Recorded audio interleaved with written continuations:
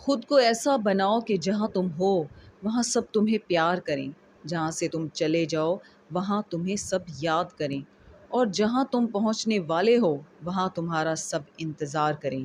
آج کا سبق شروع کرتے ہیں۔ پناہ مانگتی ہوں اللہ کی شیطان مردود سے۔ شروع اللہ کا نام لے کر جو بڑا مہربان نہایت رحم والا ہے۔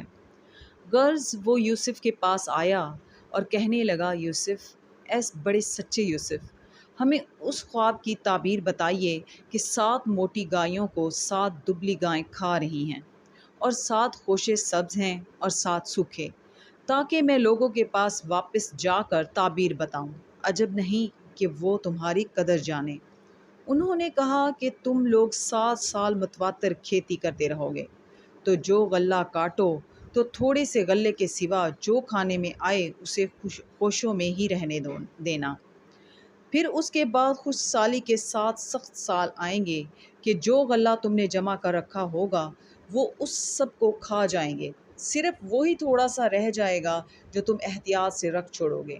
پھر اس کے بعد ایک ایسا سال آئے گا کہ خوب میں برسے گا اور لوگ اس میں رس نچوڑیں گے۔ یہ تعبیر سن کر بادشاہ نے حکم دیا کہ یوسف کو میرے پاس لے آؤ۔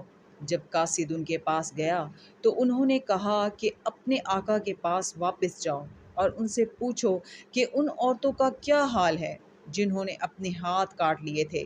بے شک میرا پروردگار ان کے مکروں سے خوب واقف ہے۔ صدق اللہ العظیم۔